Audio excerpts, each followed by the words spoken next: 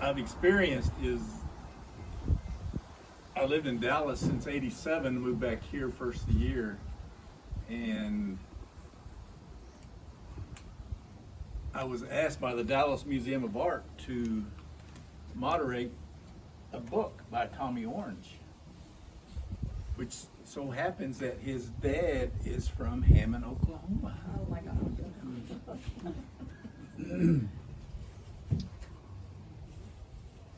I was watching Jeopardy one day, and they had a question about Tommy Orange's book. And I said, that young man has arrived. Because when you get on Jeopardy, you're it. I just seen recently where he got a grant, $800K, no strings attached, for writing. Sign me up. And so it's a good thing to read about different subjects. It was first of the month, Tuesday the 4th. I did another book moderation for a young man from Canada, Julian Brave Noise Cat. He also co-directed Sugarcane. If you have Hulu, look up Sugarcane. It talks about our involvement with boarding schools, on how that intergenerational trauma is still passed down. Even though I didn't go to boarding school, some of those things that was forced on my mother, those traits and characteristics I still carry. Unknowingly. And people say, that's no big deal. And I said, well, there was a decision made by the courts, McGirt decision. And I said, how would you all, I'm talking to non-CNA people, I said, how would y'all like it if, because of that decision, we had to take your children and put them in Cheyenne school, teach them Cheyenne language, beat you if you speak English. That's what happened to us. And your property, oh yeah, even though you had this much property, now we're going to give you just a little bit, and you better be happy with it. It may not be the area that you want. So anyway, that's the side rant. Ramona has prepared some good native food. We got corn soup and skillet bread. Where did she go? She's hiding. Explain about your skillet bread and corn soup, if you would, please, Ramona. Okay, it's good to meet everyone. My name is Ramona Tallbear. I'd like to talk a little bit about how this organization started, Plains Collective. This started with the Romanos brothers, Melvin, Larry, and Quentin Romanos. They started putting together, expanding our Indian cemetery outside of Watonga. And they began to see that it was time, it's beginning to be time for the Cheyenne and Arapaho people to be cooperative, to be open with the people of Watonga, because there was some strain in relationships, before now, even though there have been a lot of good relationships between the people in the city of Watonga. That more and more stories that we learn, we're finding out more. And so this is their dream, to have this cooperative event. So they dreamed of having an art festival, a book and art festival initially. And so talk started happening in April of this year. And I met Teresa earlier this year, and suddenly the tribal government was involved, and this thing took off. Everything was done by volunteer work. We're very proud of the work with the Cheese Festival. We're very proud of everyone who's joined us. We're just proud of what we did. We would not make our parents be disappointed. Being Cheyenne is it's an honor to be Cheyenne. We're raised from birth to live a certain way, and our way is ultimately respect above all. And so Cheyennes are powerful people. We've been taught this from, when we were born, that we're powerful people. We have strong medicine, we have strong power. My mother always told me that Cheyennes are the best at whatever they do. We find out what we're the best at, we're the best at it.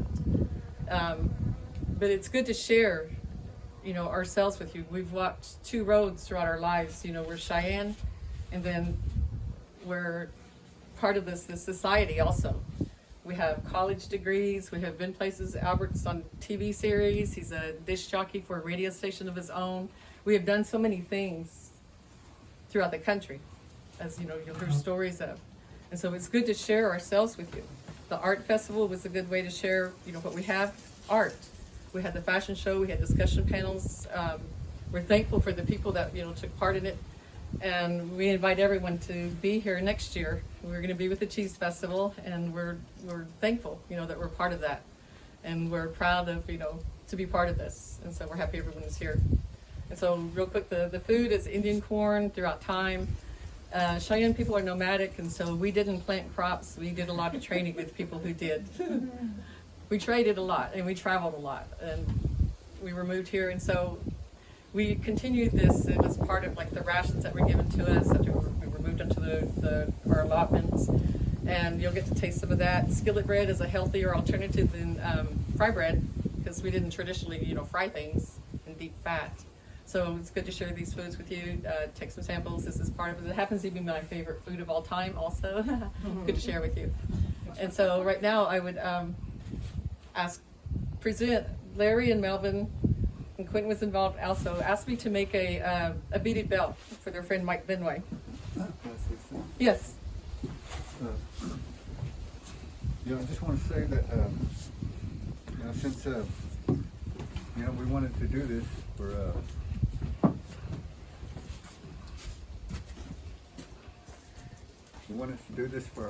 our classmate, me and Melvin, we're with the class of 66, Watauga High School. Woohoo! and there's other classmates here, other years in our Watauga High School, and there's a story that we were kind of reminiscing a while ago earlier, when Mike first got here, and we talked about our school days and different people, and there's a story. I'll just try to mention it. I'll gear up to it. We're talking about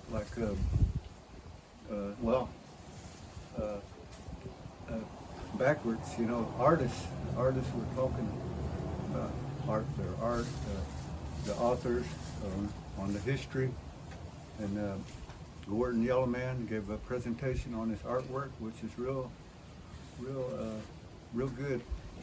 And I just felt honored to hear all these these topics about art. Anyway, Ramona, she said it, that our tribal people, our Cheyenne people are artists. But I'll always say everybody's an artist. Everybody's got a talent.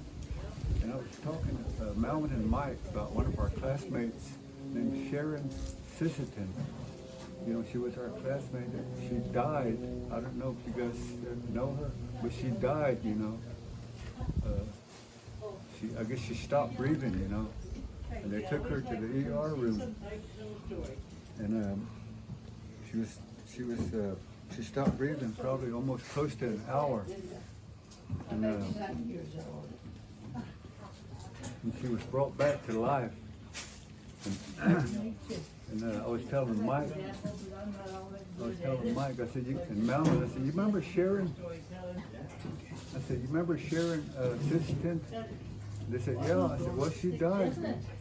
She came back to life. Hello, Mary. Hello. I was shutting my mouth for the rest of the time.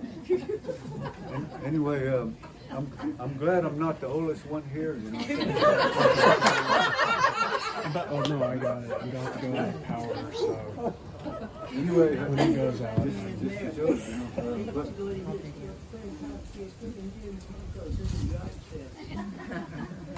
anyway, you know, it got me to thinking. You know,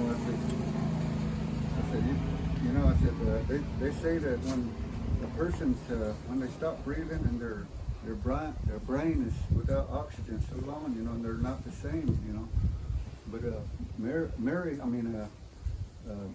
Sharon had a church out west of town, and Church of Christ. Anyway, I went out there and I talked to her. I said, Sharon, do you know who I am? She said, yeah, you're Larry Romano. Here, I didn't even remember her. She had better memory than me, you know. I was telling Mike. Anyway, Albert, you know, he was saying something, you know, I go to church, you know, I try to go to church, different churches. And Albert, he said something, he said, well, we gotta, and this activity that we're having, bringing our tribal people, our Indian people together with other people, he said, we gotta tear that barrier down. I said, we gotta get rid of that barrier. And that right there, that kind of hit it right when I heard the words, the preacher, this one verse, he said, he shall tear down the middle wall of partition. That's a verse. What's the money? The Savior, he's the one that's doing that, you know, tearing that middle wall down. So Indian people and white people can get along, even other races, you know. He's the one that's doing that. I just wanted to mention that part, you know. I don't want to preach, but I always kind of get motivated when I hear some of them words, you know, like Albert said, that barrier, you know, to get rid of that barrier. Anyway, I always say our people are all artists. And there's a story that I guess these guys can tell you about it, Mike and Melvin, but we had a class, we had a science class. Our teacher was named Mr. Whitney. Mr. Whitney. We were like in the 7th grade, I think. And our classmates, you know, we kind of got ornery when the teacher's not in the room, start throwing spitballs at each other. And then just then I threw a spitball, and a teacher come walking in. He see me throw that spitball. And back then, teachers used to paddle with their students if they were disobedient or they were ornery. He said, when he seen that, he went to his desk. He said, Larry, he said, come up here. He got his paddle out. You know, we're just in the 7th grade that time. And when I seen him get that paddle out, I said, I ain't going up there. I went out of that room, and that's the last time my classmates see me for a long, long time. And then we met periodically, you know, different places.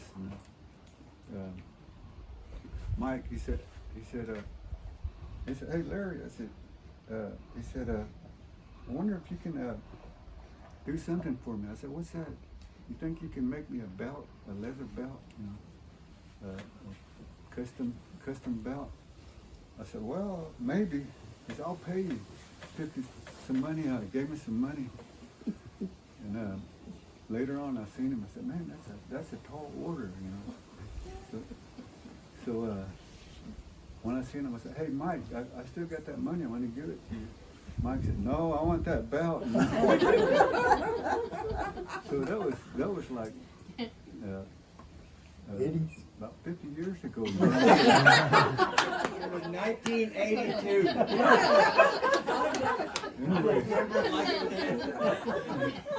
Anyway, we had a reunion a few years ago, and a couple years ago, and I guess that was brought up, you know. Actually, I brought it up. But I felt like, what about that belt I owe him? Anyway, our committee here, you know, they kind of smoothed it over for me. Talking about all these artists, you know, all these well-known artists and all their good artwork, you know. well, we have a good art piece for you, you know. And anyway, our expert beat worker artist, Ramona, one of our head coordinators, she's done this beat work for you. We want to present it to you, you know, at this time. You know, maybe me and Melvin can stand up here. Yeah. And you can come up here and we can present this to you. Mine will take a picture. I'd like to first ask for Mike Smythe to accept this. I made a pair of earrings for you. Oh my goodness, they're tangled. I untangled them. This is a Therefore, I can see it. Oh, those are beautiful. Those are beautiful and made by you. That is so wonderful. Thank you. And then this is Mike's belt. And they asked me to make this, it was 10 months ago, 11 months ago, anyway, it took a while. And so here it is, if you want to, here's your belt. Oh my This is gosh. Mike.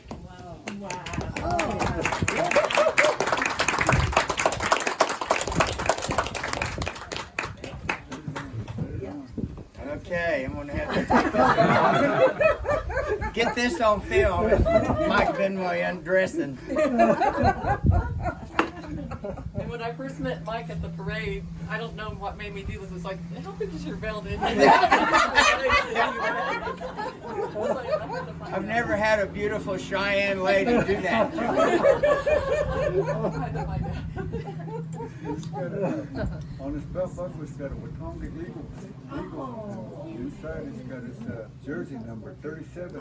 Oh my gosh. Melvin had that made for him. That's, yeah, it's all engraved on this buckle. At the Cheese Festival, well, it says Mike Benway, Watonga High School, and my number was 37 on the football team. So that was, Front 37. yes, there's the number up there, right there, 37. Okay. Have I missed a loop? Is it there? Yep. Is there one right there? You already have it. Okay. You got it. All right. Oh, yeah. Yeah. Personal question. Well, okay, where's that?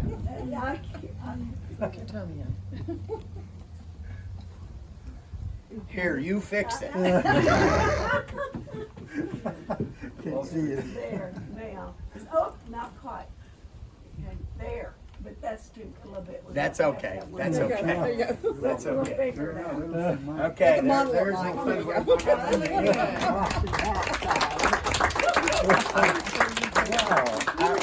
Thank you so much, Looks great. Ramona. I want to tell you a little bit.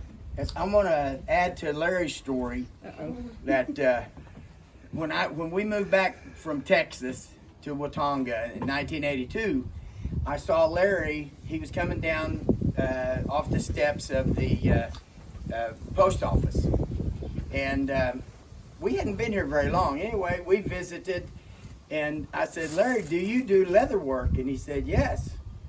And so I said, "Could you make me a belt?" And he said, "Yeah."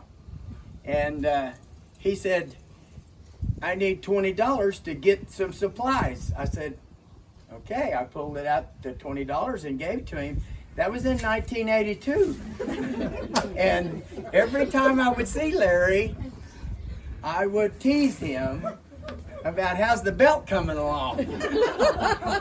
He said, "I'm working on it. I'm working on